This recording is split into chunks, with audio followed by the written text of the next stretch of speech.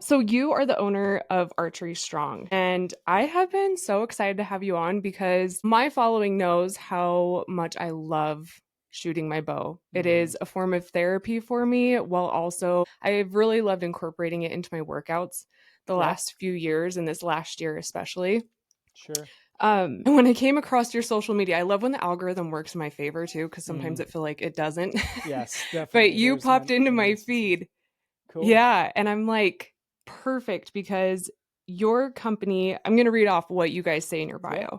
yeah, sure. You're a physical training company that helps archers and bow hunters relieve pain, prevent injury, and build performance. Your mission is to help people enjoy archery and shoot confidently for a lifetime. But with this, I kind of would like to go back before that because you're Yeah. obviously an outdoorsman, Hmm. and I would love to hear your origin story and how you were introduced to the outdoors.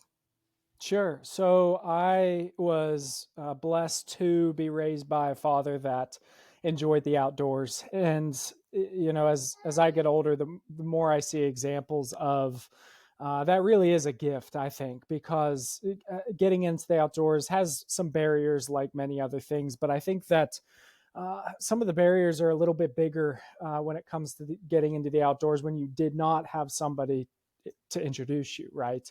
Mhm. There's just so many things that are unfamiliar, and there's not necessarily a lot of opportunities to maybe dip your toe in without just kind of going full bore. So with that being said, getting back to your question, I'm very grateful that my dad introduced me to the outdoors really at a young age. We did a little bit of everything. We rifle hunted here in Pennsylvania for deer. That is like a big tradition. Many people hit the woods at that time. So that was certainly something we did consistently. My dad was a bird hunter and had a passion for that. So did some bird hunting when I was younger, some fishing, some hiking, and that really just exposed me, I would say, to the outdoors. Now, I always loved nature and being in the woods, building forts, flipping over rocks, looking for salamanders, that type of thing throughout my childhood. But it wasn't until later on in life, I'll say like late teens, where the outdoors really started to pull me in. And we can get into that more, but without complicating my answer to your question, it started through being shown and led and guided by my dad, and that really set the table, so to speak, to really take off once I was of that age where I could make some of those decisions and take some action on my own. It is always interesting to hear if it's something you grew up with or something that you Hmm. started dipping your toes in later, like you said. Yeah. It sounds like maybe there's a turning point in your teens Hmm. with hunting. Is there like a Yeah. specific time or story that comes to mind with that? Yeah, absolutely. So probably like many people listening, and I imagine for you as well, Brittany, where I found as I go through life, go through these different periods of time where I'm really passionate about something. And then, that still exists, but maybe I shift my focus to something else and spend a couple years really knee deep in that. And in regards to what led me to hunting, I had a period of life, like late teens, where I was really focused on competitive CrossFit and Olympic style weightlifting, which some people may be familiar with. And I was very deep into that for a number of years. And some things transpired and happened that kind of led me to this realization that putting so much time and energy and focus into competitive CrossFit, although it was positive in some areas, it was causing me to maybe avoid or abandon some other areas of my life that well-being in those areas was really suffering. And I just got to this point where I was kind of smacked in the face with this realization. And man, if you would have told me that at my peak in CrossFit, I would have been like, I'm never going to stop competing. Like, this is my thing. But it's just kind of amazing how the heart and mind changes over time. And to kind of wrap that story up and allow it to move to where it needs to go, I basically kind of just left CrossFit, continued to exercise and train for some different purposes. But as I walked away from competitive CrossFit, I was left with this void of something that I wanted to be passionate about, something that I wanted to pursue, that I wanted to put effort into and essentially chase. And with that hole being left from CrossFit, I was left with the question of what's going to be, I guess, my next avenue or my next pursuit. And I had a bow when I was a boy growing up and enjoyed shooting it and had hunted, like I said, throughout my childhood. But I, for a number of different reasons, felt, you know what, archery and bow hunting, I think, is something I want to step further into. So I had sold some workout equipment that I had been using to train for competitive CrossFit and put that money towards a bow. And I got that bow and was just immediately hooked with the challenge and the passion and everything that can come with archery and bow hunting. And ever since then, when I dove into that late teens, I have just been immersed in it ever since. And it's just something that I've grown to love, as we'll say, third tier of first being God, second being my family, and then third is bow hunting. It really has made a huge positive impact in my life. It has certainly filled and continues to fill that hole of needing something to pursue. I know for myself, and when talking to other people too, and people listening to this may resonate with this, but I find that I'm without a doubt at my best in all areas of life when I have something to pursue and to really focus on. And I guess to add to that, there's of course many different areas that we can pursue and put focus into in life, but I'm talking about like that one thing, or something that is like our own, that we can put as much attention and effort and focus into as we want. And archery and bow hunting has become that for me. Yes, I agree. It definitely makes a huge difference. I think people can even go through and look at their lives and see when maybe they didn't have that passion or Mm-hmm. purpose, Yeah, the difference in which they're feeling. for sure. And I would even say personally, I feel that on sometimes like a day to day or week by Yeah. week basis. You know, I think you can like zoom out or zoom as far in as you want, where it's like, those days where you just maybe it's kind of like a mundane day where you don't have that one thing to really sink your teeth into, or back up a little bit. Maybe it's a month, or might be a couple of years. For sure, having those things to pour into, I think really kind of brings the best of us out. Mhm. I'm curious, do you think that switching, like putting more focus into bow hunting and really focusing on that versus like, do you think that was a good way to fill that like CrossFit competitive side with physical fitness, doing archery versus like you said, you grew up rifle hunting, Mm-hmm. but do you feel like maybe that's why you leaned a little more towards the bow? Was the repetitions involved with that? Yeah, that's a really good question. And yes, I think you're absolutely right. And I think there's a lot of pieces to that where, like you said, I had hunted and spent time in the outdoors throughout my childhood, but it wasn't until I picked up a bow and got into that portion of the outdoors and hunting that I was really sucked in. And I think it's for part of the reason you said there is one of the reasons would be the repetition that's involved. There's really, I think, almost like an endless limit to the amount of preparation you can do for archery and for bow hunting, where I think a good rifle hunter, shoots their rifle, shoots different firearms for different reasons, just to become proficient. But the fact of the matter is a bow really works against you, right? Where if you've got a decent trigger pull, you're probably going to be fairly accurate with a rifle or a firearm. But man, with a bow, and I shoot a compound bow and a traditional bow, and the traditional bow, it's like there is no forgiveness. So to your point, Brittany, the repetition definitely draws me in, because it is something that you have to keep pouring into, or else the fruits of your labor, so to speak, are going to be nowhere to be found. So the repetition is part of it. I would say perhaps the biggest part of it is how difficult it is to get within bow range, at least consistently, to the animal that you're trying to harvest. That strategy side of it, the archery skill side of it that you're pointing to, there's so many pieces that have to go right in a hunt to, first off, give yourself that opportunity with a bow within bow range, but then it's another story or another level to make an accurate shot, an ethical shot, to be able to track that animal, find that animal. So like, just I truly stand by the thought that I enjoy the preparation, the planning, the strategy. I enjoy that whole side of archery and bow hunting just as much as I enjoy actually being out in the woods. Mm-hmm. There's just something about trying to figure out those animals, and to be able to put ourselves in that position to be able to make that shot at close range, that is so enticing to me, so enjoyable, and I guess most of all rewarding to me. Yeah. I always love when I can talk to fellow bow hunters that have that passion too, because sometimes I Mm-hmm. feel like when you talk to hunters and some of them are just so pro rifle, Mm-hmm. it's like you're not. you don't understand what Yeah. I'm feeling in my heart, and Sure. like you just don't get it, you know? Hmm. Um, I completely when agree. there's like a certain clash between me and my husband and his Yes. friends on certain things when it comes to Right. that, like you guys just Right. you're not getting the like the suck of it too sometimes, you Yeah. know? Yeah. Yeah. Without a doubt. There's what's the phrase? I heard it or read it today actually. It's something along the lines of the reward isn't as great without the struggle. You know, Mm. the idea being that if you go hunting unsuccessfully 10 times and then on that 11th time you're successful, it is like, I'm not telling you anything you don't know, Brittany, but it is like the most rewarding, exciting, finally reaching the destination feeling that I've experienced in just about all the different things that I've done. Versus rifle hunting can absolutely be difficult depending on what you're doing. Like, for instance, rifle hunting for whitetails in Pennsylvania, it's probably not going to take quite as much struggle to be successful in an animal. Where I just find it to be so rewarding when you put that work in, you go through some of those sucky moments or those dull moments or those periods that you have a couple hunts in a row where things are slow and it all comes together after that. It's just awesome.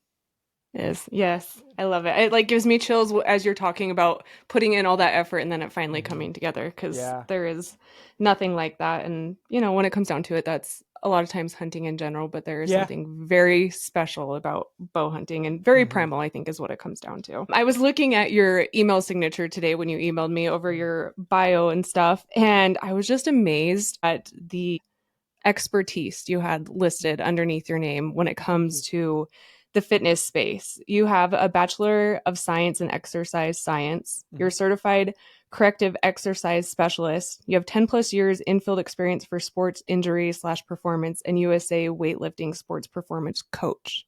Mm-hmm. I was like, damn. It Thank sounds you. like your love of fitness obviously had started at CrossFit, but then Mm-hmm. what led you into you took a step back from competitive side Mm-hmm. of CrossFit. Where did going into all of this as a career, how did that take Mm. place?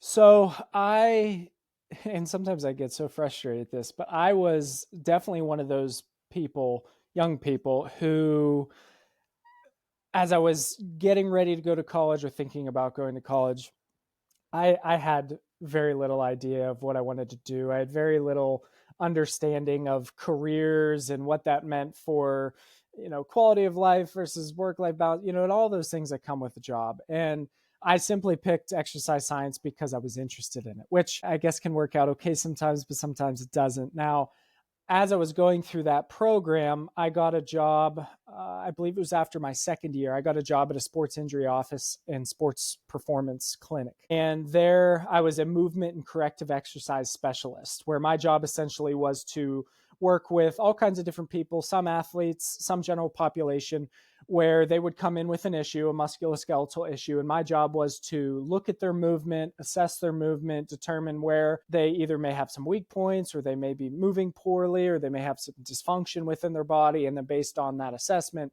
then prescribe exercise, whatever type of exercise that may be, prescribe that as a means to correct the issue.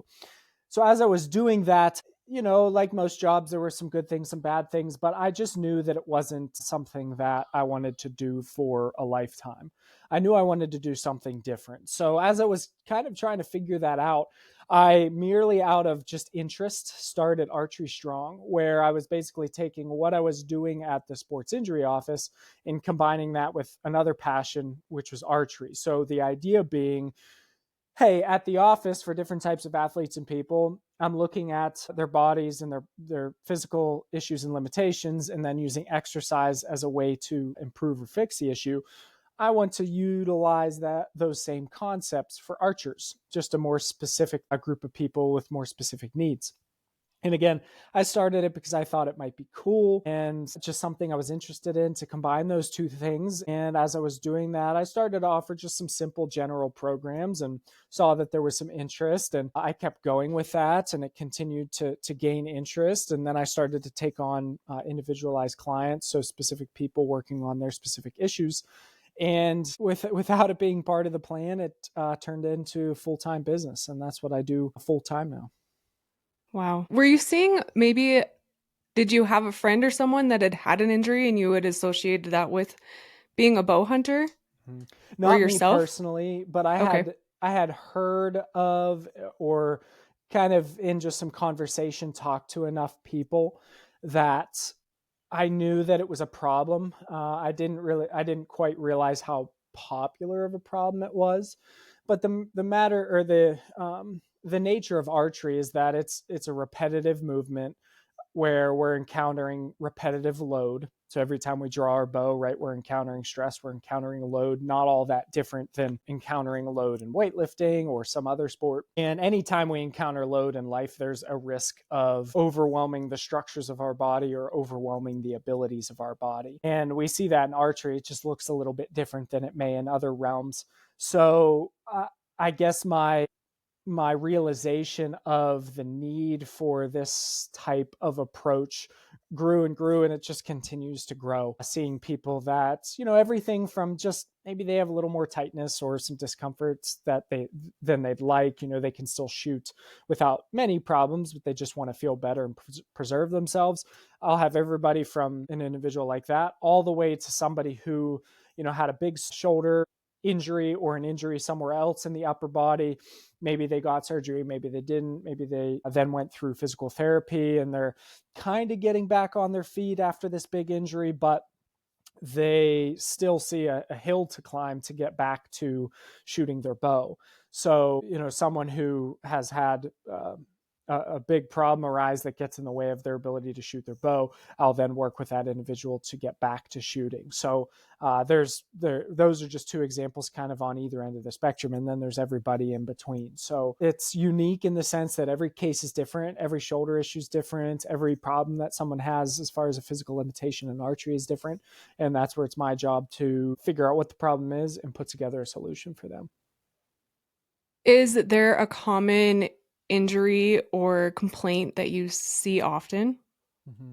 So the primary, we'll say, region of issues within archery is the shoulder girdle, because if you think, and when I say shoulder girdle, a lot of times when I talk about the shoulders as the main area of focus in archery, people will think too small scale, we'll say, and they'll just think, just in that ball and socket joint. But when we're talking about the shoulder really is comprised of a number of different bones, number of different muscles that allow that basically entire shoulder or upper body shoulder girdle to function, as well as us to be able to use our upper extremities, right? So Mhm. for the shoulder, there's the clavicle or the collarbone running over the shoulder blade in the back, which is the foundation of the shoulder, out into the ball and socket.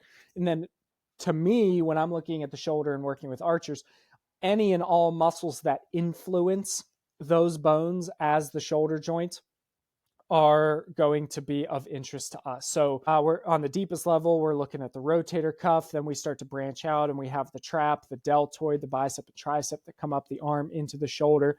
We've got the musculature around the scapula and the shoulder blades, such as the trap, the rhomboids, teres major, serratus anterior. Then we branch out even more and get into some of the bigger musculature like the pecs, right, in our chest, the lats, latissimus dorsi, kind of going up into the armpit. So it's really a big region when we look at it comprehensively, which is important for archers. So getting back to your question, that shoulder girdle and all those moving parts and pieces are heavily involved in archery. And those regions are typically the first to break down, run into problems, develop pain or discomfort if there is a problem for that individual. Now, if we get a little bit more focused, the primary region is normally around that shoulder joint. So it could be rotator cuff, it could be down into the scapula a little bit, to the front of the shoulder, into the pec and bicep a little bit. But again, those areas are responsible for the majority of movement in archery, right? Any movement we do with our arms, any reaching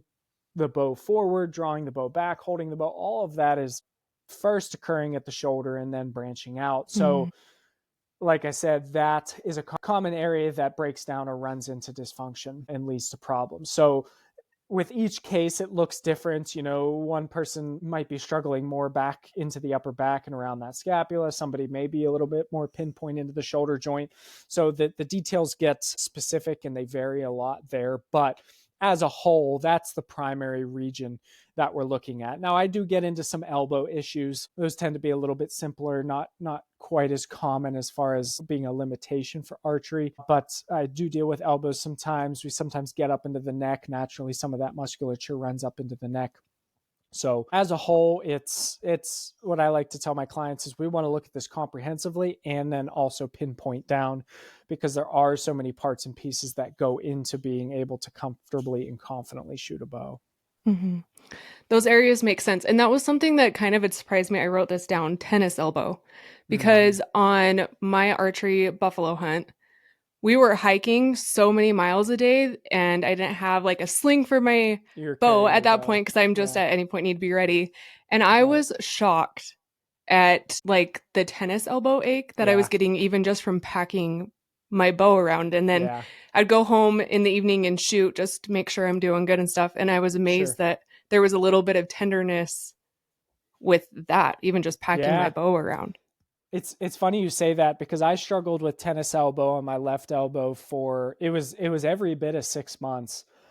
It may have even been closer to a year. And this was a couple years ago, but it was from that exact same thing that you're describing, where I was hunting here in Pennsylvania. We have an animal called a groundhog, a woodchuck. They're common in the eastern side of the United States. Nonetheless, it requires a lot of walking, a lot of hiking as far as how I would hunt them with a bow. And I was doing the same thing, carrying my bow around. And there's really two things that get the elbow irritated there. Number one is just holding on to something, even of lightweight, like a bow, 5-10 pounds, but holding on to it for hours and hours and hours, days and days and days at a time, starts to overload those tendons of the elbow and starts to develop some irritation in those tendons from the repetitive use. Well, it took me a long time to figure out what you had figured out. It sounds like on a much quicker scale. But then the second thing is, if you notice, the next time you're carrying around your bow, pay attention to this. Depending on your bow, depending on what hand you're carrying your bow, but if you're a right-handed shooter, right, if you draw with your right side and you carry and hold your bow with your left hand, you'll notice if you hold that bow down by your leg and you don't hold it out to the side a little bit, you'll bump your sight with your leg. Your leg will hit Mm-hmm. your sight. So it causes anybody who's watching the video, but Brittany, you can see me, it Mm-hmm. causes us to just cock the wrist a little bit to keep that Oh, sight from hitting our leg. And that's basically like holding a wrist extension with a dumbbell for just like hours and days at a time. And it so seems so interesting. small and seems silly, but it's that accumulation of time under tension in that elbow that flares it up. And to wrap this up, I had gotten into the same position that you're describing, where these little frequent things that we do with our elbows sometimes in archery, it could be as simple as grabbing the release and drawing, or just holding the bow or carrying the bow as we're describing here, that can lead to some annoying, stubborn, pesky irritation in the elbows for sure. Yeah, that is so interesting. And it's interesting that you brought up the just that tilt, Yep. because even since then I've noticed like my wrists doing push-ups Mm-hmm. and stuff, I'm like they feel a Yeah. little off, a little more Mm-hmm. tender. And that was something people were like, "What are you glad you did?" And obviously I shot and shot and shot. But I'm like, Mm-hmm. I had no idea. I was joking with my husband after we had done like 20 miles one day. I'm like, dude, I didn't know I was supposed to be walking on the treadmill with my bow in between, like switching hands Yeah. for miles and miles every Yeah. day. I was working on the shooting and the like Right. packing, but not the walking with my bow. Yeah. And I was glad I did farmer carries, but it is just such a different movement. With Yeah. something like that, are there stretches that you would then do, or how would you help a client in that kind of scenario? So, in that type of scenario, the biggest and most important thing is to either limit or temporarily stop the activity that's bothersome, because you can, and I see this all the time where people have a problem, whether it's elbow, shoulder, whatever it is, where people will do all the stretches and the rehab and the icing and the anti-inflammatories and the dry needling and all these different things, which can be helpful. But if you keep subjecting that elbow in this case, or shoulder, to the specific activity that is bothersome, or at least you keep doing it the same way or the same amount, it's very unlikely that it's going to get better. The way to think about, the way I describe it is, imagine after this podcast you get up and you're walking around your house and you stub your toe, right? That's going to Mm-hmm. irritate your toe. Well, you can ice your toe, you can, prop your foot up, you can do all these different things to help your toe. But if you keep stubbing your toe, it doesn't matter how much you ice or put your foot up or whatever it is, your toe is still going to hurt. So it's the same type of case specifically with elbows, where we need to limit or modify, change, or eliminate completely the specific activity that is bothering that elbow. Then from there, that's where specifically for elbows, some different types of loading are normally most helpful, because what we're doing is trying to teach those tendons to accept load again. We're trying to teach them to desensitize. We're trying to improve the tolerance of what those tendons are able to handle in that elbow. And gradually over time, we can get the discomfort level to come down. We can improve the tolerance of that elbow so that it can better handle that task that we're talking about, better handle it in the future. In that case, stretches can be helpful to temporarily relieve some discomfort, but they're not going to fix the root of the problem, because the root of the problem is based in handling tension, handling time under tension. So once you get rid or modify or change that activity, that is the main cause, just like stubbing your toe, then that's where you can go in with the rehab exercises and utilize some other things like icing, anti-inflammatories, massage, soft tissue release, things like that. Have you ever had anyone that's like currently on a hunt in the field messaging you being like, hey, my shoulder hurts or this hurts. What can I do about it? Like, I'm still Yeah. hunting. Because sometimes, like in that scenario, I've been able to take time off. But in that Mm-hmm. moment when I was hurting, I'm like, I'm just going to have to keep switching arms and like Yeah. use, every strength and muscle that I know I can use. And hopefully adrenaline's on my side in that moment. Mm-hmm. Do you ever have anyone reach out to you and ask for maybe some stretches to help alleviate things? Yeah, once in a while. I have people also once in a while reach out to me right before a hunt Mm. too, where it's challenging, because right before a hunt or in a hunt, you're Yeah. limited on what you can do, number one. And then number two, there's only so much progress or help that you can get out of doing anything. And then number three is you have to be careful that you don't cause another problem, right? By trying to fix a problem right here during this hunt or right before this hunt. So you kind of have to tread lightly in those instances. But normally there are some things that can be done to at least either decrease the symptoms of discomfort, to avoid the discomfort or the problem, or to modify around what you're doing to just make it more manageable. So that's really, if someone's in the heat of the moment with a hunt or right before a hunt, that's more so what we're looking for is, okay, we're not going to make any grand improvements right now, but what can we do to at least put you in a better position or work around this issue to give them the best opportunity to enjoy their hunt and be successful. When someone comes to you, are they coming to you and you're like, what's kind of the process of working with you? Are you guys getting on a video call and you're watching them shoot, talk about the pain, and then going through what kind of like the program? What does it look like? Yeah. So I have a couple different programs and paths that people can take, but I'll detail the option or the process that I use for working with someone one-on-one when they have a problem. So normally there's a little bit of communication before we even start. So we'll kind of dip our toes in the water, get a little background information, just look at what this person's dealing with as a whole. If we decide that they're a good fit and that we're going to move forward with working through the process together, the process starts with a detailed questionnaire where I try to gather as much important information up front as possible by having them answer that questionnaire. That's first. Then second, after that, I'm able to go into a video call with them. So second step is a video call where I have that background information from the questionnaire to meet with them on the video call. We'll talk further, have some conversation, go through some questions to learn more about the individual. I'll do some tests for their shoulder, looking at the range of motion, strength, stability, any uncomfortable ranges of motion or loading of that shoulder. I forgot to mention before that, before we meet on this video call, that we'll also have them send some videos of themselves shooting. So I'll review those before we go into the video call. As we get towards the end of that video call, we will discuss shooting form.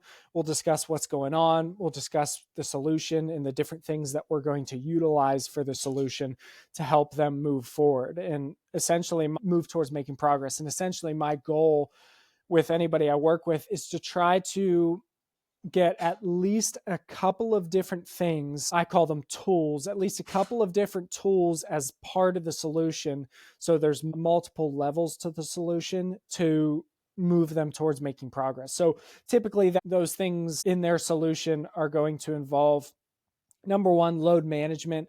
So we might do some adjustments of how often they're shooting, how many arrows, maybe draw weights, how the details of their shooting sessions are going, like number of arrows they're shooting per end, things like that. So load management. Next, we'll utilize the exercises and different exercise protocols that I use to stimulate healing in their shoulders, improve the function and ability of their shoulders, or whatever the target area is, desensitize and bring some of those discomfort levels down. The third thing is we will look at form adjustments for their shooting and improve their movement and positions for their form. We might make some adjustments on their equipment, such as draw length, weight of their actual physical bow, if necessary. And then fifth is any lifestyle factors that come into play that we'll look at, where we might adjust how they're doing something at work. We might adjust, I like to look at a lot of different influences there. So it could be everything from how they're holding their child to, how they're doing a chore outside, like shoveling snow this type of year. Again, I'm trying to bring in a number of different factors that is going to move them in the right direction.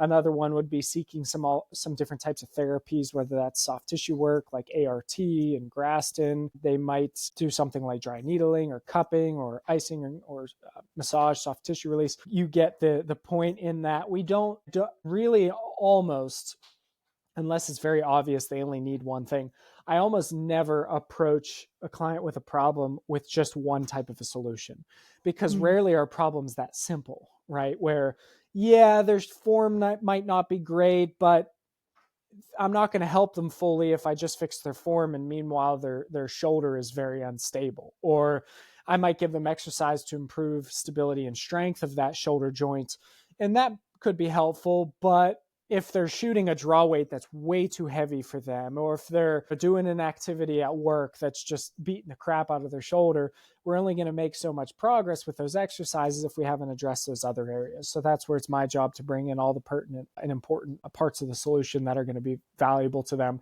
And then going back to your original question, after we finished the video consult, that's when then we work together to implement those different parts of the solution, right? So I've put together the corrective exercise program. We monitor that and communicate day to day and week to week throughout that. We'll touch base on shooting, make any changes to shooting form and shooting practice as needed.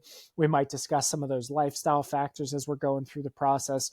So it's really, to me, it's a very comprehensive, in-depth, personal, closely monitored and communicated process to give them the best chance at making progress. Because, just putting it plainly and simply, it's a tough job, because with physical issues, there's no blueprint. There's no step 1, step 2, step 3, you're good. It's not a math problem. It's not a recipe that, if you do it correctly, you're going to get the right outcome. It can be very tricky with many different layers that looks different every time. So it's challenging. It keeps me on my toes for sure.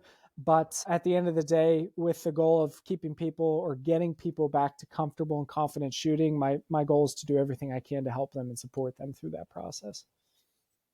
I love that you're looking at it as a whole too, because you're so right that there's so many things that could come into factor, even just outside of shooting your bow, like you're saying, that could be causing issues. For sure. After spending months on the mountain, hunting, soaking up all that natural sunlight, the days are now getting shorter and colder. I don't even have to tell you this. I personally have experienced that this time of year affects my vitamin D levels to be low, which impacts things like my mood and energy levels, just to name 2 things. I'm preparing to keep my vitamin D levels where they should be with the help of Mountain Op's Vitamin D3 plus K2 gummies. These are delicious strawberry gummies that are a convenient way to help you get more vitamin D intake every day.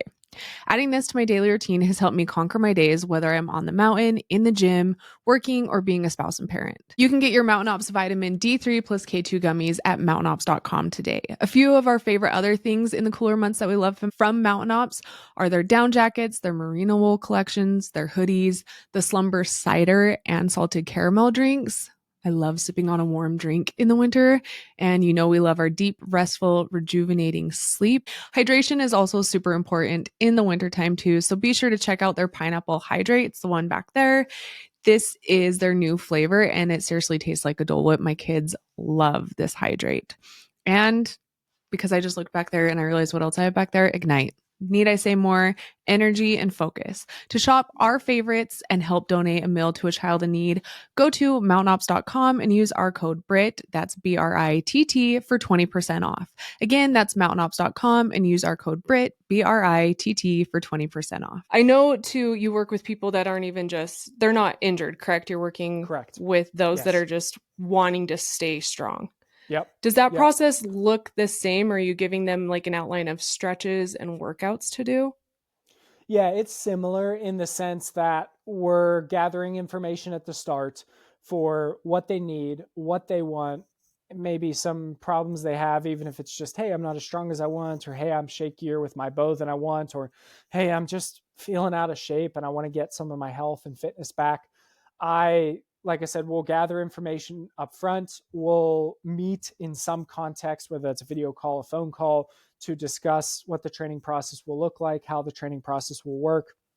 And then I am giving them a customized, personalized program where same idea as working with somebody injured, where they're completing the training, we're communicating about how it's going. I make adjustments, modifications, progressions to that training to keep them in a good place while also trying to help them move forward, troubleshooting any issues that come up. So again, that's a very close-knit process where it's not the type of thing where I just give them 4 weeks of exercises or workouts to do and I send them on their merry way. Every time one of my clients completes a workout, I see it, I review it, I look at it, I answer any questions, problems, or thoughts that they have. And it's very much so the type of thing where the more the individual puts into the process, the more the individual engages with the process, the more that they get out of it. So again, very close-knit, very specific, monitored to the extent that the individual is willing to engage or invest in their own training and well-being. And with that, we make a good team trying to give them the best training that we can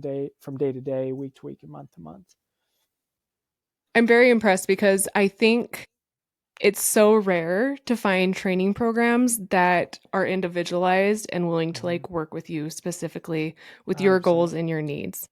Yeah. And just being 100% honest, it's because it's challenging. It can be very frustrating, and it's a whole lot easier to give somebody a generic program that they just go on their merry way and do. It's not always fun, getting into the nitty gritty with different people's training programs and processes and troubleshooting problems. It's 100% the right way to do it. It's 100% the best way to do it. Do I understand why people don't want to do that? Yes. But just flat out, it's kind of like, the way I describe it is, it's kind of like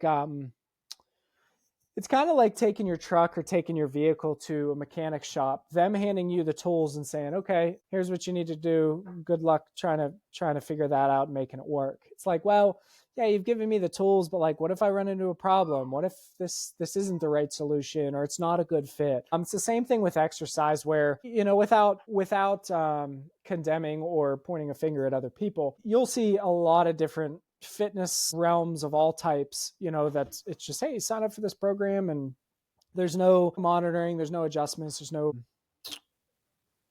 thought and detail being put into making sure that individual's on a good path and stays on a good path from week to week. Like I said, it can be challenging, but that's my focus, and I choose to do it that way because, again, I know it's the best service that I can provide. And honestly, I just can't bring myself for the individuals that want that type of service, I can't bring myself to skimp on people. I just think that there's too much there that either could go right or go wrong, that I guess for my own peace of mind, I have to put all as much attention and effort that I can mentally withstand to do. And that's what I do now. Not everybody's looking for that type of service, and I understand that and appreciate that and respect that. So that's where I do offer to a little bit lower level types of programs that are more generic. because for those people that say, hey, I don't want any help, I just kind of want to do it on my own, and that's okay. That can still be productive too. But as far as with what we're talking about here, for those people who want that individualized guidance, instruction, and program development, it's a labor of love, as they say sometimes. Yeah, you truly care. And it's sometimes starting at like that lower, like you said, where you've already got a program in place that they can start at. Sometimes that's a fantastic place to start too, because that's something like where I feel like, oh, I feel confident in it, I'll start here. And then as you start doing it, you might realize like I want to elevate what I'm doing now and Definitely. work with Christian a little more one on one. Yeah, it can be a very good entry point. So that's definitely a good thought there that you have, Brittany, because sometimes people just want to test the waters. Until you get into our training and how I run our training, someone doesn't really know what it's going to be like, or are they going to enjoy it? Is it going to work for them? Is it going to fit for them? So, like you said, it can be nice to have that lower barrier of entry where my most affordable program's $10, right? So it's like, hey, this is a good place to feel it out, get an understanding of what this is going to be like, and then, as you said, maybe they'll jump up to something that's a little bit more comprehensive and detailed for them. Mm-hmm. And I know we talked about how so individualized things are, especially when it comes to shooting, but I would imagine, especially with social media, that you watch people shoot their bows and you're seeing like a common mistake made in form. Hmm. Is there something that you see commonly done that we could, you could give us a tip on fixing today? Yeah, Or something that you're yeah. just like, oh, I'd love to tell them, but I'm not going to. Yeah. I'll there's a couple of things to mind, but I'll narrow down in one because I think it's one of the most important. And let me ask you, Brittany, when you exercise, do you do some sort of squats? Yes. Yeah, nice. So Yeah. the reason why I ask that is because next time you go to the gym, and anybody else out there too, I Okay. encourage you to go to the gym. And when you're doing squats, just take note while you're there of other people doing squats. And what you're going to see is you're going to see that everybody's doing a squat, or everybody that's doing a squat is doing a squat, but they look a little different. You're going to see some people that squat a little bit narrower. You're going to see some people squat a little bit wider, maybe people who have maybe more mobile hips. Pay attention to their feet. You're going to see people squatting with their feet pointed straight. Some people are going to have their toes flared out a little bit. You're going to see some people who can get deeper in the squat than other people, right? That's natural and normal. What I'm getting at here and why I'm talking about this is because with the squat, everybody's hip joint was created and developed a little bit differently. Everybody's got a little bit different levels of ankle flexibility. Some people may have some old knee injuries. Some people may have very healthy and strong knees. Point being is that because of these differences in function and anatomy, we see people's squats vary a little bit. Now I'm going to bring this full circle. The same concept applies to how people draw their bow. Okay. You'll see a lot of different videos out there that will tell people you have to draw like this. If you don't draw like this, you're going to hurt your shoulder. If anybody tells you to draw like that, it's bad. Or another video might say you should never draw like this because of X, Y, and Z. And the intentions there are good, right? Because they're trying to steer somebody towards an efficient and comfortable movement pattern.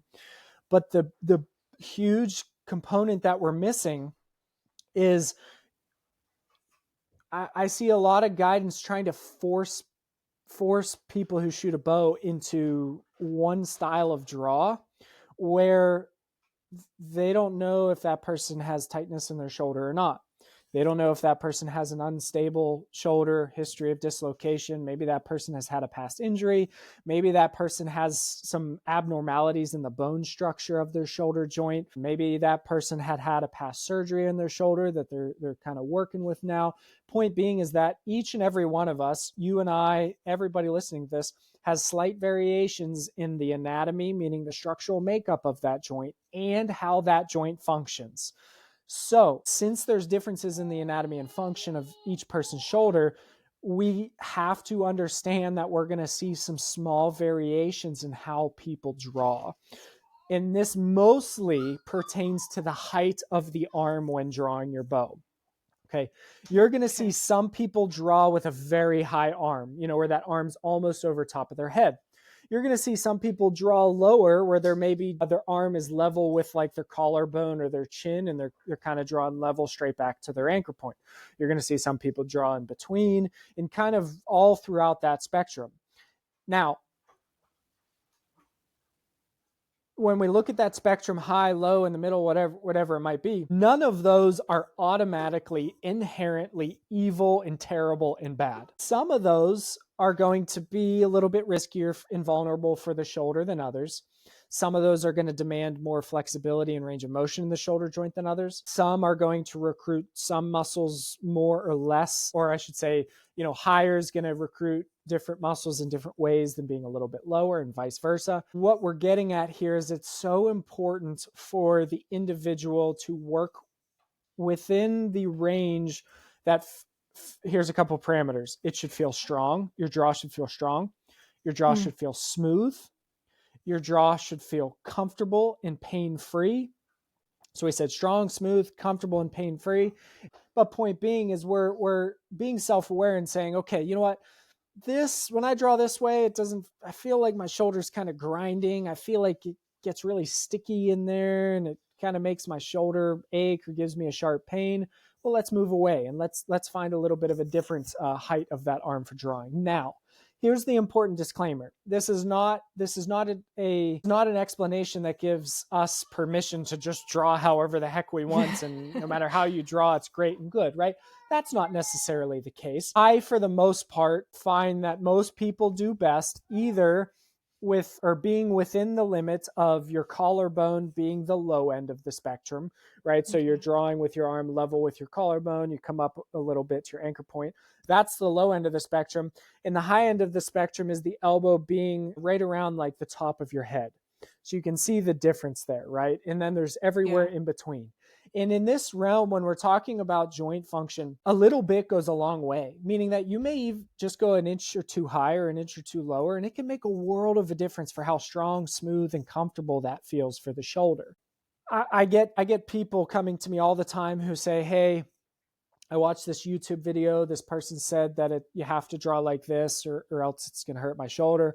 I started drawing like that and my shoulder was fine before, but now that I've started drawing like that, it's hurting my shoulder. My shoulder hurts. And we kind of have to work our way out of that and figure out, okay, where is the best place for you to be? It does, based on the evidence we have, it's looking like you have forced yourself into a range of motion that's not comfortable for you. So if we take that back to the squat, it's the same idea. If I stood up right now, I could find a half a dozen ways that just don't feel good to squat. Either it pinches in my hips or maybe I can't get the proper range of motion or maybe it feels weaker. But if we find that kind of sweet spot for my individual function or your individual function and anatomy, then we can get you into a mechanically sound, safe, strong, comfortable movement pattern. So again, we don't want people to just, go and just draw just however the heck.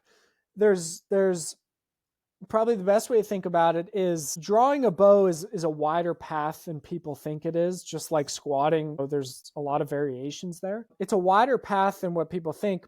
But then as we look at the individual, we work with the individual, we narrow down the path into a narrower path that is more specific to what's comfortable, strong, and smooth for them, if that makes sense.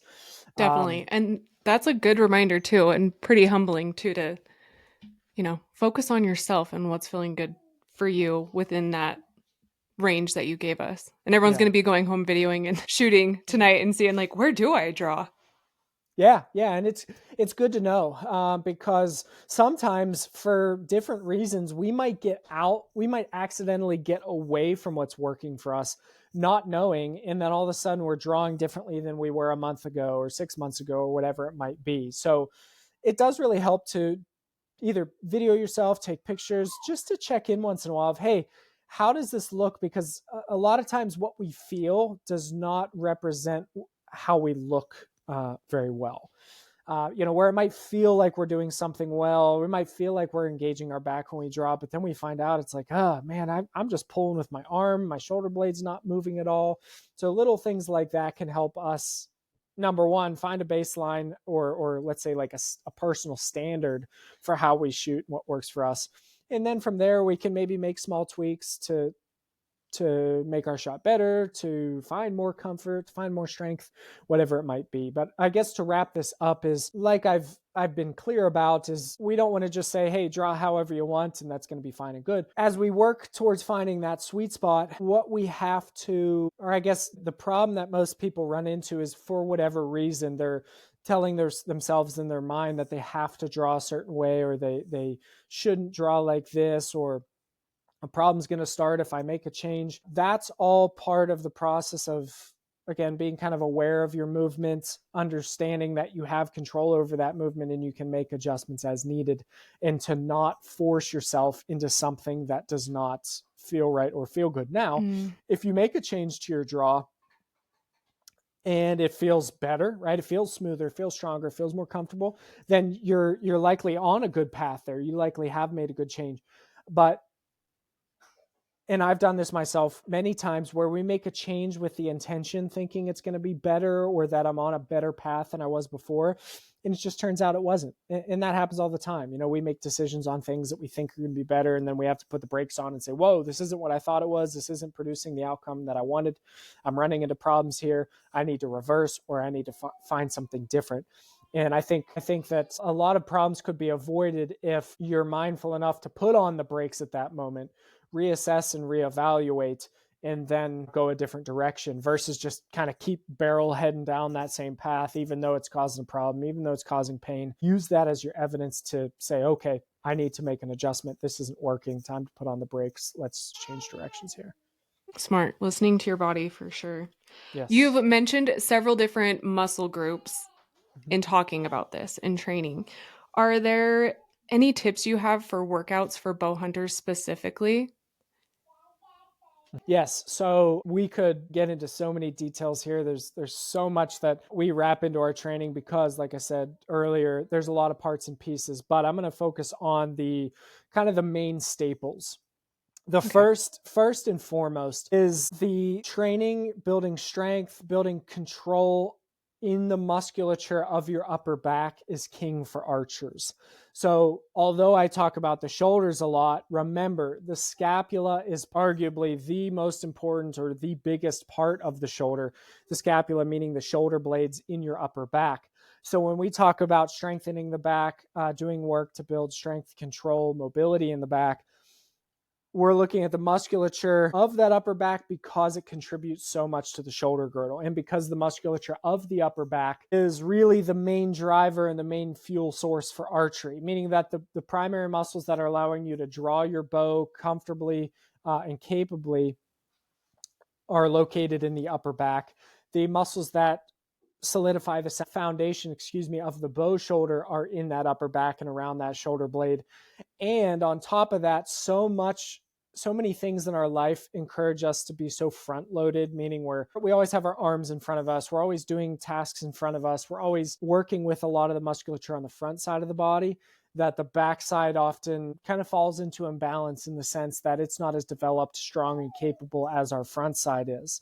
And just historically, most casual people in the gym overtrain their front side and undertrain the backside. So with that being said, training the back, and there's so many parts and pieces to that I can't get into, but just prioritizing the back is king, and that's first and foremost for the archer. The more capability and strength you have in your back, the better. The second thing I would put to that, or put second to that, would be the rotator cuff, which is a series of 4 muscles that are tendon-like in the shoulder. And they're very similar to, I know you can see it, Brittany, and some other people might not be able to, but think about it like if you take a fist in one hand and then you take your other hand and you, like a claw, you wrap your fingers around that fist. That is very much so how the rotator cuff acts, in that those fingers wrapped around the fist hold the ball of the shoulder joint into the socket. Very similar to like holding a golf ball on a tee, where that helps stabilize the joint, protects that joint from unwanted movement, some unwanted stress, keeps the joint stable, helps the joint move in position into strong and mechanically sound positions. But the fact of the matter is, most of us in daily life in 2025 are not doing enough activity in our daily lives to strengthen those muscles of the rotator cuff. So they tend to be weak and vulnerable in a lot of the general population and in archers too. So we put a big priority on strengthening that rotator cuff so that it holds the joint more stable and so that those tendons are more tolerant of stress and load, because we're going to be placing them under rep after rep, shot after shot with our bow. In each repetition, that rotator cuff is under demand to stabilize that ball and socket joint. So that's a big part of what we work on in the training, where we're targeting each part of that rotator cuff individually, but we're also targeting that rotator cuff as a whole, because it really does very much so work synchronously and work all together to provide that stability to the joint. It's not just banded external rotations and banded internal rotations. That's like the tip of the iceberg for the rotator cuffs. That would be a big number two. And then a third to that, I would say, would be well-rounded, comprehensive training of the other muscles that I haven't touched on. So we're talking deltoid, we're talking into the front side of the chest, we're talking down the arm. Those muscles all play their little bit parts and pieces, not as important as the other muscles that I may have mentioned so far, but they're important. So our goal and this is even good for somebody who doesn't necessarily want to train specifically for archery, but exercises in the gym and they want it to support archery. We're trying to do two things when we use exercise to benefit the archer, no matter who they are. Number one is we're trying to be specific to archery. So we're trying to mimic or complement the movements and positions that are required in archery.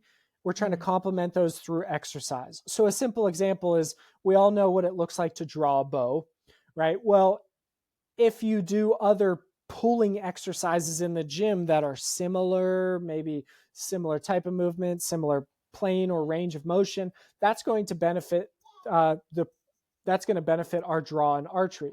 So we're trying to be specific to those positions and movements in archery. Same thing with the bow arm too, and for the torso as well. But then the second thing we're trying to do is we're trying to cover the bases that are not addressed in archery.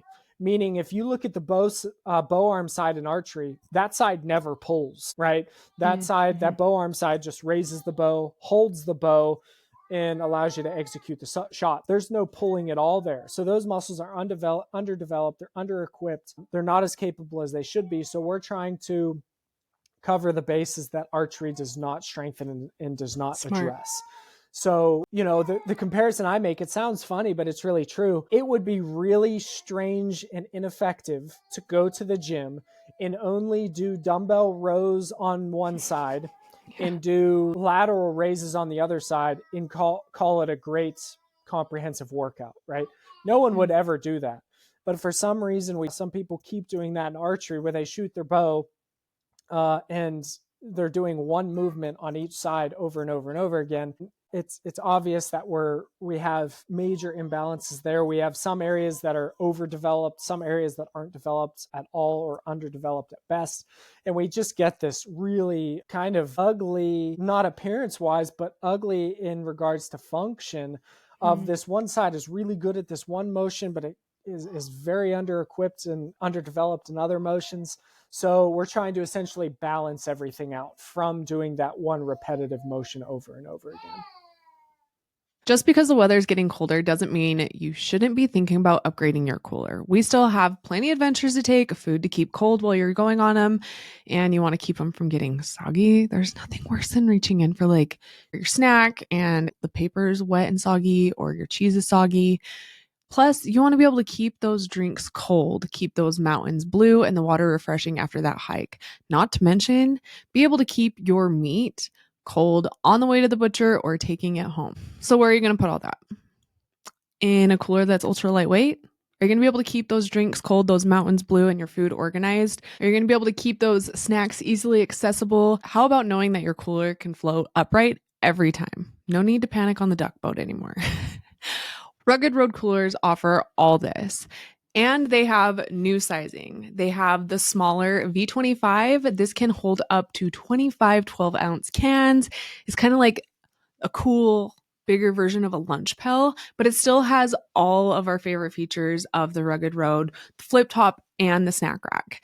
Plus, now they have the big daddy of them all, the 115. This sucker will hold some meat, and we're excited ours is currently on its way. Like I mentioned, the Rugged Road is ultra lightweight. As you can see, one hand, it has this flip top, which I think would be super nice come duck season to be able to, one, sit on an extra bench, and then two, be able to sit and make your food on something, some cup holders as well. And then, like I mentioned, inside it does have the snack rack. So you've got a place to put your things, a divider so you know whose drinks go where and what. And it has top of the line ice retention. To get your new cooler, go to ruggedroadoutdoors.com and use our code LONG, that's LONG, for 10% off your next cooler. Tell them we sent you by going to ruggedroadoutdoors.com and use our code LONG again for 10% off your next order. I'm curious if you guys work on with your clients like the mind body muscle connection and like breathing too. Because I've been in instances where the hold is a really important piece to actually finalizing the hunt. Yeah, absolutely. Yes. So we certainly have some conversations surrounding that. I try to, in that realm, shift the focus a little bit where mind muscle connection, very real, very tangible, something that is very beneficial. I find that sometimes for some people, especially people who are maybe a little newer to exercise, have a hard time grasping kind of what we mean by that or how that's achieved. So a lot of my focus for individuals is focusing on how we're executing movements and focusing on how, to your point, how we're holding positions. Because when somebody's doing a movement or they're holding a position, what I'll spend a lot of time talking with them, my videos of my exercise explain this as well, is we're using different cues to talk about, okay, how are we moving the shoulder blade when we pull? How are we anchoring that shoulder blade down when we hold a position or hold a weight? How is that arm traveling? What space is that arm traveling through when we're doing a press? What are you feeling when you're trying to hold that row and get that good engagement of the musculature between the shoulder blades? I guess to get that better mind muscle connection that you mentioned, we're first prioritizing controlling movement and controlling positions because that's the precursor to getting them to feel what they want to feel and what we want them to feel, if that makes sense. Meaning that, if that shoulder blade on a row, simple example, is not retracting and squeezing and sliding towards the spine, it doesn't matter how much they focus on their rhomboids. If that shoulder blade's not moving, there's nothing there to engage the muscle. It's movement that engages muscle. So we focus on the movement and the holding of position to get the right muscles to engage and to work correctly, if that makes sense. Kind of answers your question. No, that makes sense. I'm curious with your guys' workouts, because we've obviously been talking a lot about the workouts and what movements you'll be doing. Do you guys encompass it all, or is it only working on like your upper body, your back, your arms? Because I know my audience will be curious as to like, do I need to add something else into this program, or what does that look like? Yeah, that's a good question. And the answer to that is it all depends on what the client wants. Okay. Meaning that I have examples of really every deviation or variation of training that you could expect. Meaning I have some people that are very archery specific and they do not want to do anything lower body. They just want to work on the areas, movements, and positions that are specific to archery. Say, hey, I'm not going to force you to do something you don't want to do. So that's what we're going to focus on. I have other clients that, yes, are very comprehensive. We have upper body focus, lower body focus, core and midsection focus. I have clients that aren't really archery related at all, and we're just focusing on general strength and conditioning, maybe general wellness. I even have a couple of CrossFit, powerlifting, Olympic weightlifting type clients. So I do a little bit of everything. I even have some basketball players, volleyball players. So, that makes sense. Shoulder movements too. Yeah, through this focus on shoulders, I've just gotten interest or a desire to work together from a variety of different people. And really, honestly, what ends up happening most of the time is I'll start working with an individual on an archery related issue. They're successful, they make the progress that they want to see, they're happy with the outcome, and then progresses forward into they want to be more comprehensive now. So we'll go from working on just this issue, just this shoulder problem, and branch into working on the whole upper body for archery, or we'll branch into working on the entire upper body to prepare for hunting, or they just want to get into something that is going to help them get on a good routine for their general health, well-being, and fitness. So that working on an injury or working on some archery specific problem starts there. As we make progress with that, we often branch into more comprehensive types of training, and I do a little bit of all of that. Just again, depends on what the client wants and is interested in. Individualized. Sometimes having like that accountability buddy does all the For difference in sure. the world. Yeah, it really, really, really helps some people. There are a select few people out there that are really self-disciplined enough to be consistent with exercise every week in and week out, year after year. It takes a special type of discipline, and not everybody has that, and that's okay. I'm not disciplined in other areas of my life, so I'd be kind of hypocritical, if I point a finger at some people saying, but when somebody works with me, I 100% fully, without any exceptions, expect them to do the work. And I'm there to help them, support them, guide them, help keep them accountable. And sometimes people struggle to stay consistent with exercise. And that's where it's my job to find ways to get them into a setup or a routine that is more accessible, achievable, and manageable for them. Because you can have the best exercise program in the world, but if the person's not able to do it and stay consistent with it, then it just doesn't matter. So in my mind, almost setting someone up with, and that's another benefit to customized training is one of the main priorities when I'm getting started with somebody is making sure I'm setting them up at an entry point that is manageable, because I want them to feel confident and capable and comfortable doing the work, get their feet underneath them, establish that solid routine, then let's ramp it up. A lot of times what happens with generic exercise programs of any kind is, and I fight with this too, but whoever's delivering the exercise program wants to provide value, right? So they end up giving people all these exercises and stretches and lifts and 100 different things because they want to give them value, and it's just way too much to stay consistent with, or just way more than they can handle. So although that individual may want a lot to do so they feel like they're getting their value, the more important thing is that, in my mind, has to come first, is that it has to be accessible, manageable as far as workload and time goes. Let's get that solid and set, and then from there we can build up. So I didn't mean to get too off topic there, but I just want to point out to your comment that accountability is huge, but what has to come before that accountability is a manageable routine. Because I have people that haven't exercised in years. Maybe they've never exercised. Maybe they did exercise in the past and they're trying to get back into it. All of that has to be taken into account to give them the right workloads, the right duration of workouts, because otherwise it's going to be too hard to stick to. And if it's too hard to stick to, then they're not going to make progress. No, and I can speak from experience on that for sure. Yeah. When you're feeling overwhelmed and like you're going to die and you're not getting that little like happy euphoric, like I did something today, it definitely makes it hard to show up and keep doing it. So I think that it's so smart to approach it with that mindset. Is there something that you would say, if a kid's getting started, are there certain things that you would help someone with to help maybe prevent any bad habits?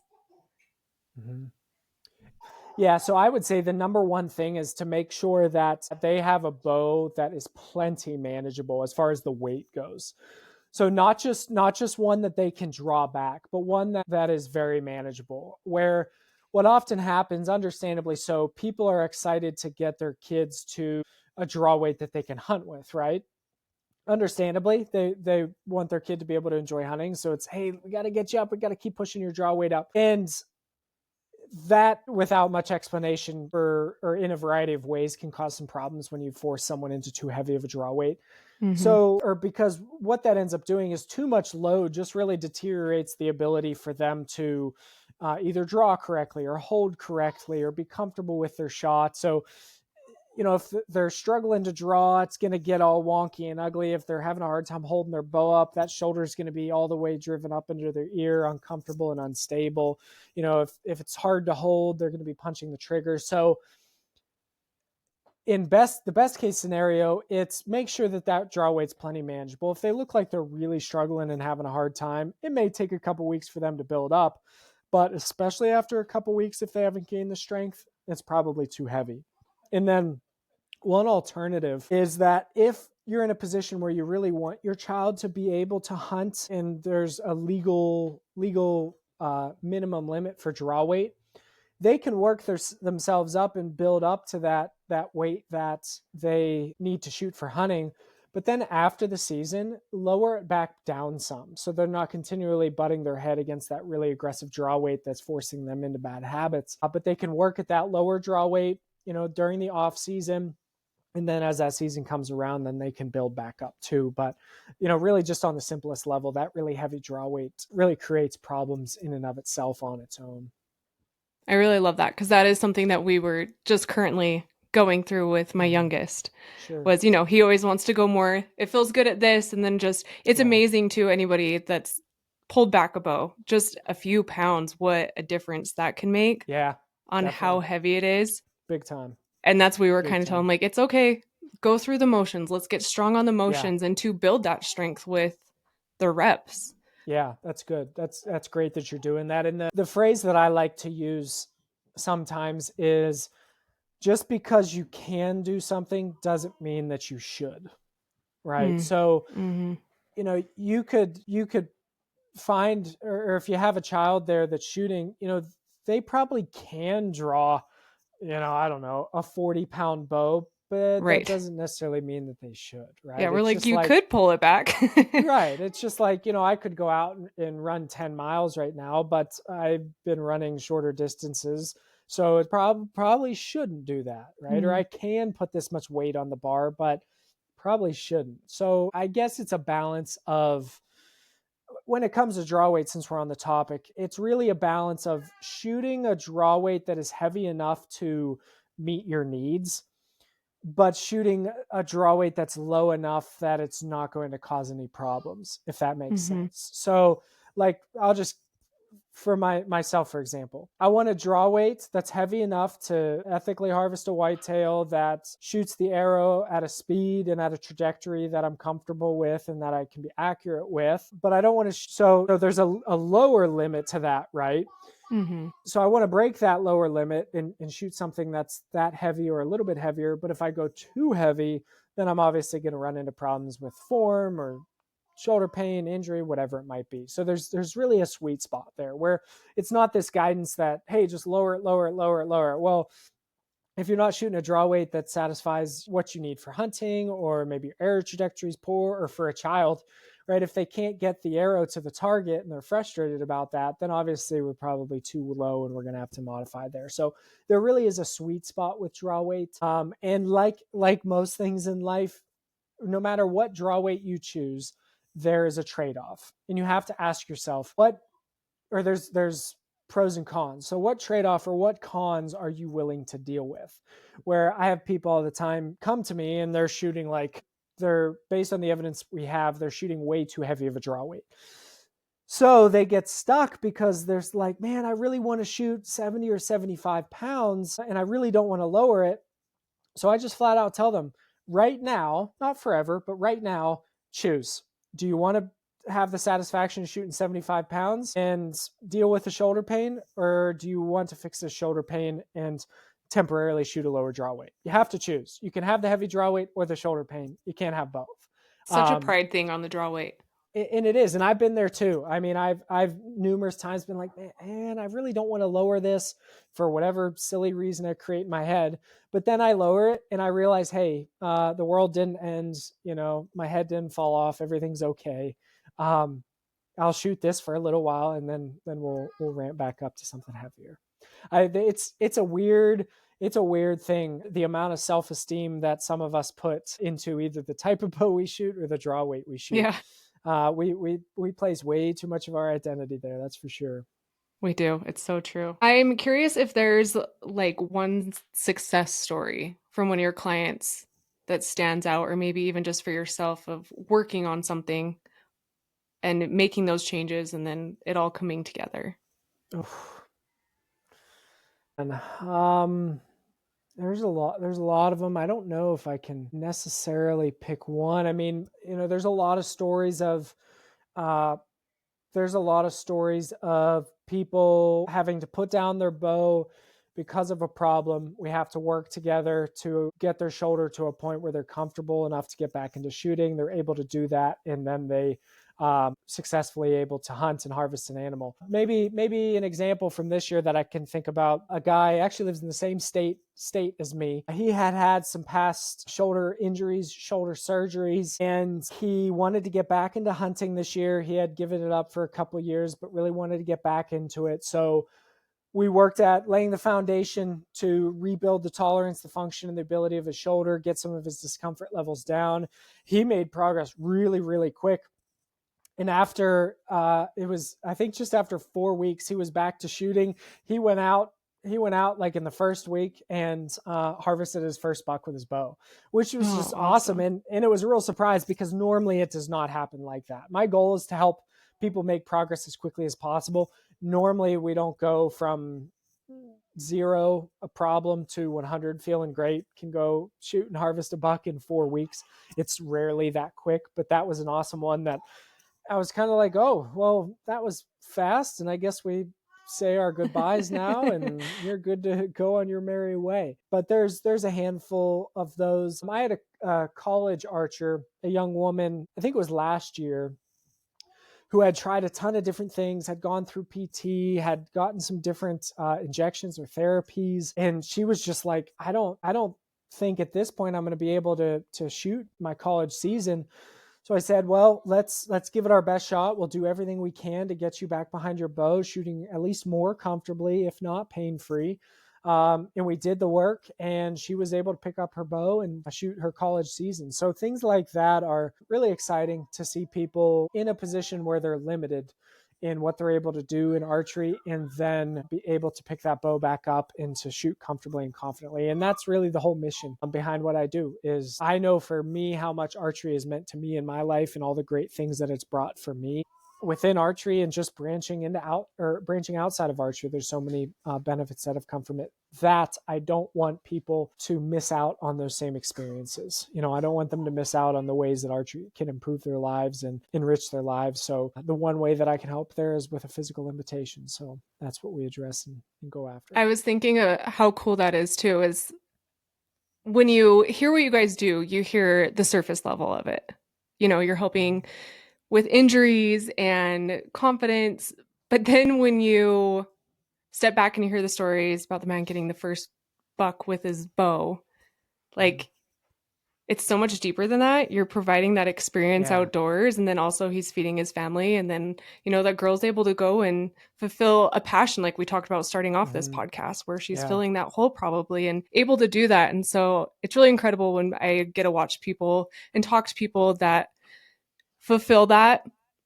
And thank you. I just think that's really neat. It gave me chills listening to that. It makes me also think of like those that taught us to hunt, probably how like your dad is. My dad was an archery hunter. And, as time's gone on and his body's, you get older, it has me thinking like, oh, maybe we could see if it's a possibility again. Yeah. To your point, I like what you said about, it's so much deeper than the surface level. Because you're right, at the surface level, it's like, I want to be able to shoot my bow because I like it. Right now I can't because my shoulder hurts. Can you fix it? Well, that's the start of it. But what I find, at least for me, and I guess for people who, really dig deep into what they get out of archery, when you go out, and whether you shoot a tournament or you go out on a hunt, I mean, there's so many things to be gained there. There's relationships that you're developing. And if you didn't go on that hunt, you'd miss out on that. Or there's these personal triumphs where you do something you didn't think you could do, or you stick out a hard season and you keep going through it and you prove to yourself that you're not a quitter. Whatever it might be, like I've always held the belief that archery is merely a platform or a launch pad to experience so many other things. Because at the end of the day, it's a stick, it's a string, flinging an arrow at something. Not that big of a deal, but it's all of the other things that come from it. It's the experiences, the life lessons, the relationships that are built, all those other things that come from archery when you're able to engage in it. And if a physical limitation or physical problem or pain is preventing you from enjoying archery, then you're going to miss out on all of those other benefits and great things that branch out from it and that archery has to offer. Speaking of archery and adventures and going and making memories, do you have any adventures coming up or hunts that you're looking forward to? Something maybe you're training for? Yeah, good question. Right now, I am primarily just focused on what I have here in my home state. One reason being is that I moved to a new part of Pennsylvania, central Pennsylvania, about 4 or 5 years ago, and I'm still soaking up everything that it has to offer for whitetail hunting. I just absolutely love it. I made a post, I think it was last week, just trying to explain that my archery whitetail seasons here in Pennsylvania, each one each year feels like the adventure of a lifetime to me. I love going out and exploring, hunting different areas. I try to hunt new spots, or I do hunt new spots every year. I try to mix it up with the strategies I'm using and the ways that I'm challenging myself. So I feel like I still have so much to gain there. And then I like to archery hunt a variety of other game animals. Right now, rabbits, I enjoy chasing them with my traditional bow. Groundhogs in the spring and summer, some turkeys in the spring, and then we're back to whitetail. So the first reason that I'm just focusing on my state here is because there is so much that I want to soak up here. But then the second reason is she's looking at me now. I've got a beautiful 10-month-old daughter, my first child that we have this year. So and she screams at me. So I'm prioritizing her and my wife right now and kind of putting adventure hunts, so to speak, on the back burner. Now, I did get to hunt a boatload this year for whitetails, so I haven't been short in that category at all. But for now, that's what my focus is on, and my shooting and training is reflecting that. It's always a give and take, but sometimes those moments where you kind of have to step back and like slow down or just focus on one area, like you said, it almost lets you see it in a new way, especially now that you've got your daughter, like you said, and through her eyes and teaching her things that I think you'll find that you're making all kinds of cool adventures for sure. I Yeah, look forward to yeah. seeing the adventures that you take this year. Yeah, thank you. I appreciate it. I even took her on a couple of hunts. I put her in my backpack, and we hunted a couple of times during the rut and had some fun. So, it reminds me of a conversation I had with somebody a couple of years ago, where there's so many adventures to be had, even just out your own back door. I know, in kudos, big respect and encouragement to anybody and everybody that likes to really get out there and go out of state to hunt and do some different hunts. That is awesome. And there's so much to be gained from that. But at the same time, there's so much to soak up and absorb around here, and I find it so rewarding, and I'm so grateful to live in a place where within a half hour, 45-minute drive, there's more ground here than I think I can hunt in a lifetime as far as public land goes, and I've got some private access too. That I can't get enough of it with whitetails in Pennsylvania. So I love it, and I'm excited for next year already. That's incredible. Yeah, I'm excited to see what adventures you go on. I'm sure everyone else is too. With that, where can they find you on social media and how do they go about seeing your programs that we discussed? And honestly, just give them a follow because you provide so much free value as well. Thank you. Yeah, you can find me, the primary content and information that I put out there and post is on Instagram. The same stuff goes to Facebook. I do some stuff on YouTube. Since having a child, I've been pretty lax on that. I'm trying to get some stuff over onto even TikTok too. My main goal with most of the stuff I put out is just education. Like you said, you'll see if you log on or if you look up any of my pages, most of it is educational material, tools that you can take with you, whether it's for training, shooting, archery, bow hunting. I try to put out as much stuff as I know, as much stuff as I learn that you can just take and enjoy. So again, Instagram, Facebook, YouTube. And then as far as if you're wanting to take it a next step and get into a program, get some coaching, follow something that's structured and designed to be methodical in how you're training and shooting, all of those programs and options are on archerystrong.com. Christian, I appreciate you taking the time to chat with me. It's fun hearing her in the background too. She's like, Daddy, what you doing? Yeah, she's standing here giving me a mean face. I appreciate your time, Brittany, and for spending some time this afternoon with a good Yes, of conversation. course. Thanks for anybody who stuck around and listened to this point too. Thank you. Yeah.